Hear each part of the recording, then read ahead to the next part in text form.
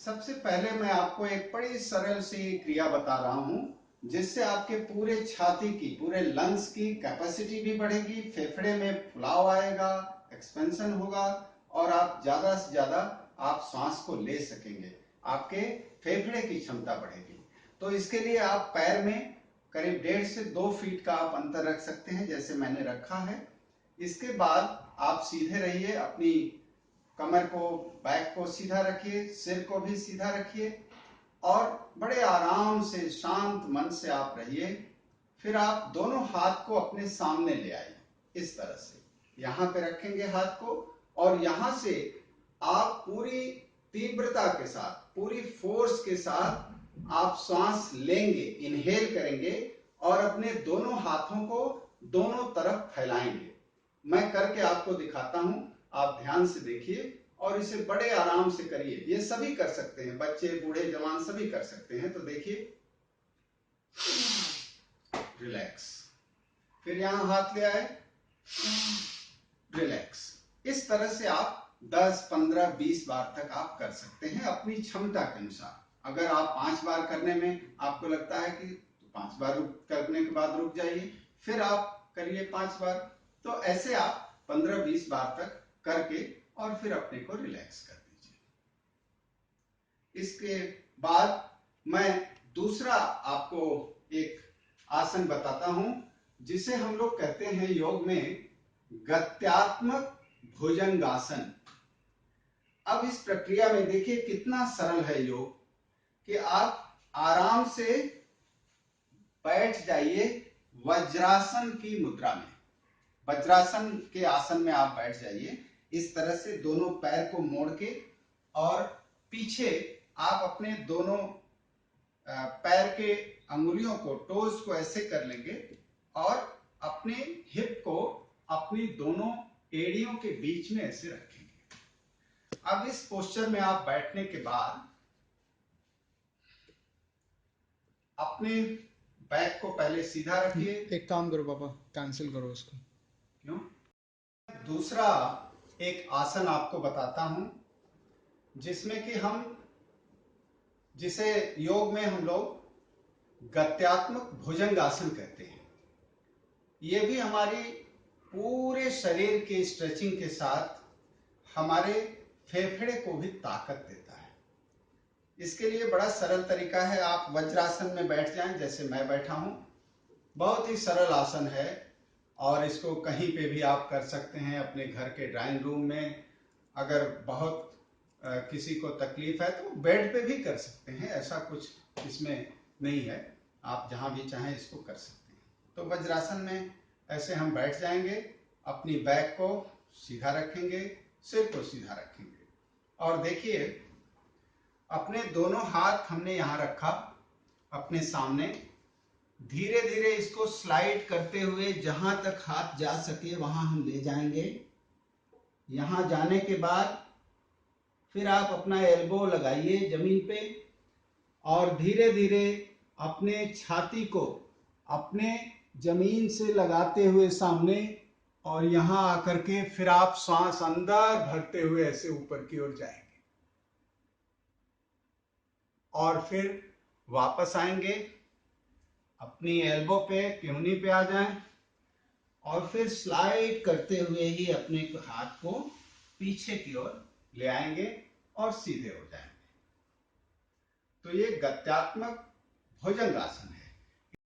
इसी आसन को आप दूसरे एंगल से भी देख लें, साइड से, जिससे कि आपको पता चले कि हम कैसे कर रहे हैं।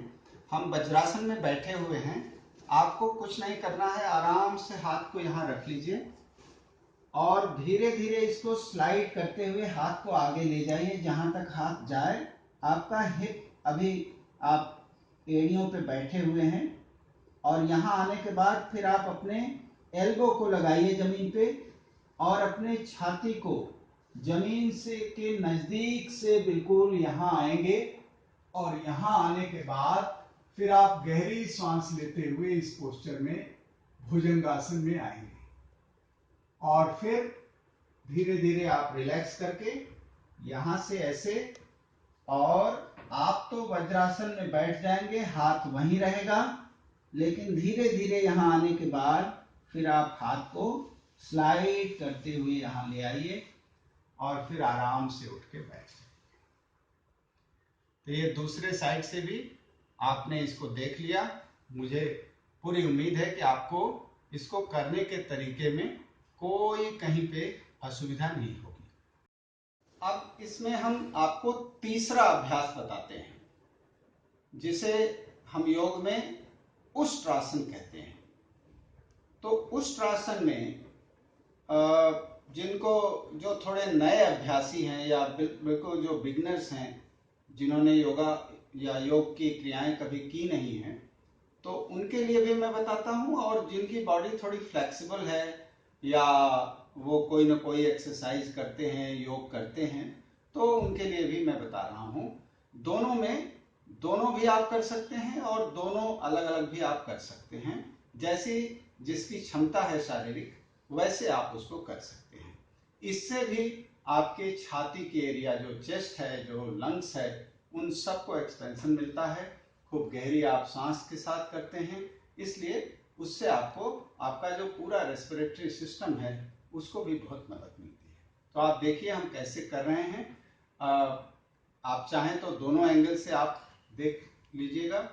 मैं इस साइड से आपको दिखाता हूं कि आप पहले घुटनों पे खड़े हो जाएंगे और ये घुटने में गैप कम रखेंगे, लेकिन पीछे जो आपके पैर की अंगुलियां हैं उनमें गैप ज्यादा रखेंगे। पीछे का पैर फैलाव ज्यादा होगा और आगे घुटने का फैलाव थोड़ा कम होगा। अब आप अपने दाहिने हाथ से, राइट हैंड से, आप अपने राइट हील को पकड़ लेंगे ऐसे, लेफ्ट हैंड को अपने आगे से धीरे धीरे ऐसे ले जाएंगे, ऐसे, और फिर आराम से ऐसे आ जाएंगे। ब्रीदिंग आप धीरे धीरे गहरी सांस के साथ इसका अभ्यास कर सकते हैं अपनी क्षमता अनुसार।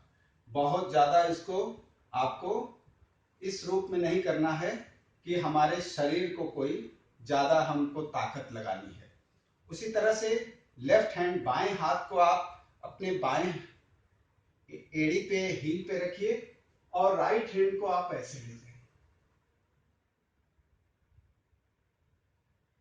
और फिर वापस आ जाइए। इसी तरह से जब आपकी थोड़ी फ्लेक्सिबिलिटी बढ़ जाए या ज्यादा हो, तो आप अपने दोनों हाथ से हील को पकड़िए और पीछे जाने के बाद अपनी कमर को आगे की ओर पुश करिए और नेक को बिल्कुल ढीला छोड़ दीजिए, और फिर आराम से सीधे होकर के और फिर वज्रासन में बैठ जाइए। इस आसन को आप 3 बार बड़े आराम से कर सकते हैं, बिना किसी तरह की असुविधा के।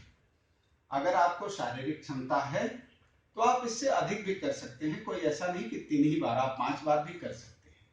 तो ये है उष्ट्रासन, जो इस परिस्थिति में आपको बहुत मदद कर सकता है।